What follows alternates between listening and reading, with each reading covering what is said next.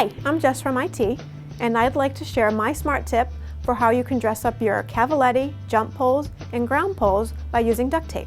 Some of the benefits of using duct tape is that it's much easier to use than paint. You can use it as soon as you're done, and it lasts for a very long time. I don't use pressure-treated wood, so when I put duct tape on my poles, it allows them to weather better in the sun. They don't fade as fast. The rainwater doesn't get absorbed because these sit on the ground quite a bit, and it just makes them last longer in general. If you're a fan of PVC poles, it's very easy to do.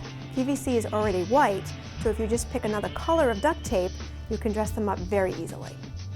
One of the first things that I tell people to do is they need a plan. You want to design. You want to decide how many stripes you're going to put on your pole. You can even do it one solid color if you'd like. I went to magazines to look to see what different colored poles there were and how people were making their stripes. Before you start marking your poles, I take a really hard brush and I just brush down my pole to give me a nice surface. If the pole's already been painted and it's chipping off, you're going to want to get some sandpaper and sand it down lightly. Today I'm going to do a blue and white design, and my first stripe is going to be at the 15-inch mark. The next will be at 11. Next is 11 as well.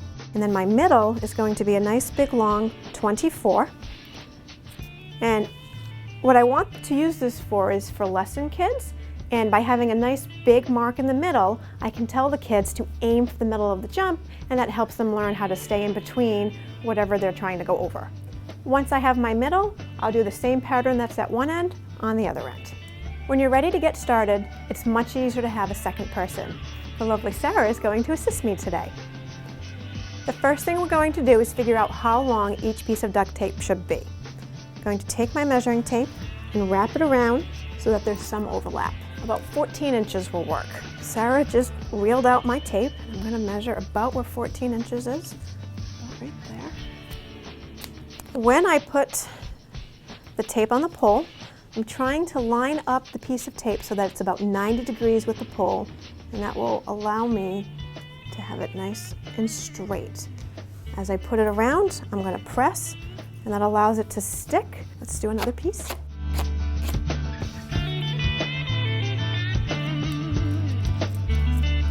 And again, I'm making sure that I'm lining it up so that it's 90 degrees to the pole, so that when I wrap it, it lays nice and flat.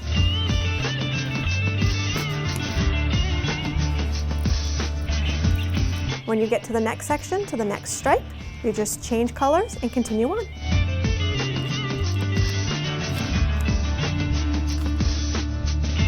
And once you've completed the entire pole, it's ready to be used right away. And I think I'm going to go jump right now.